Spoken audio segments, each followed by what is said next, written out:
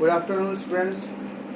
Today we are going to study the lecture 3 of human digestive system. Yesterday we studied about salivary gland, teeth and tongue, the major respective organ of buccal cavity. Now we move forward. Here is the final digestion in the buccal cavity of carbohydrate. As we know that carbohydrate is also known as polysaccharide, and the common name of polysaccharide, there are various types of polysaccharides.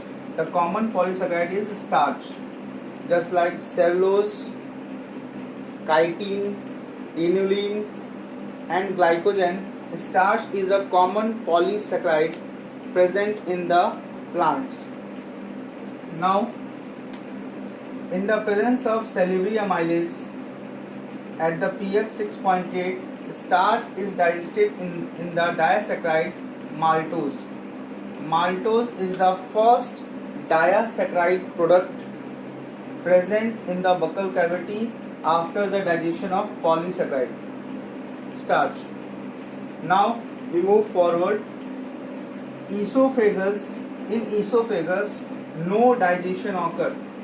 In esophagus, there is no digestion of food occurs.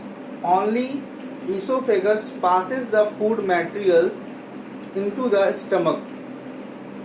Esophageal muscles is a strong muscles and it shows rapid contraction and relaxation, so that the esophageal contraction and relaxation is also called peristalsis.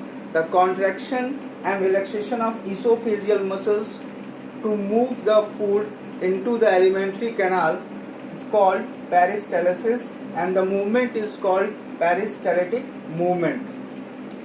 Here is the esophageal tube, and the movement is just like a bowel movement, and this movement shows the rapid contraction and relaxation.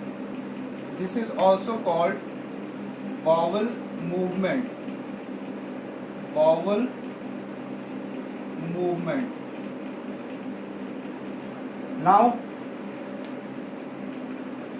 since esophageal muscles shows rapid contraction and relaxation, it passes the food material into the J-shaped organ that is called stomach.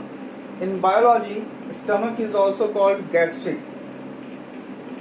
Now we study the digestion of protein in stomach in detail. Stomach is basically a J-shaped organ, and it is a wider part of alimentary canal.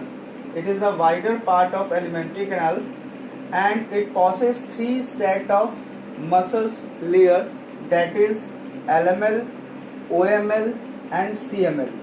LML is longitudinal muscular layer, OML is oblique muscle layer, and CML is circular muscle layer.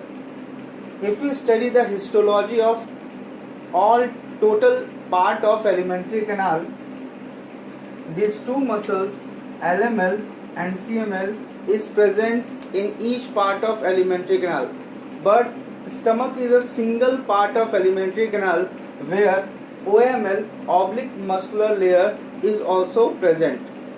This oblique muscle layer forms the stomach wider, and it contains proteinaceous food to 4 to 5 hours for the final digestion. Now, stomach have 4 different parts. It possesses fundic part, it also possesses carpus part.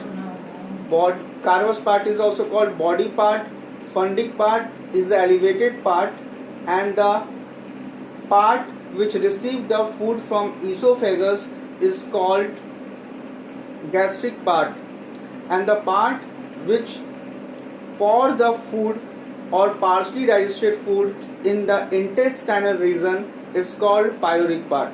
So there are 4 different parts of stomach, that is cardiac part, which is also called gastric part. Cardiac part receives the food from esophagus and it pour into the stomach, in the carpus part of stomach. The elevated part is also called fundus part or fundus part. The third part is called carpus part. The carpus part is wider part of alimentary canal, and the fourth one is called the pyloric part. Pyloric part pour the food material in the duodenum region, which is the first part of the small intestine. Now, it also possesses gastric gland in the mucosal layer. Gastric gland of mucosal layer is the modified glandular cuboidal epithelium. It is a modified glandular cuboidal epithelium. And this modification forms rugae, R-U-G-A-E, rugae, and this rugae increase the surface area of absorption of partially digested protein food in the form of proteoses or peptones. Here we can see the main point of the stomach, that is, stomach is a J-shaped organ. It is a wider part of alimentary canal.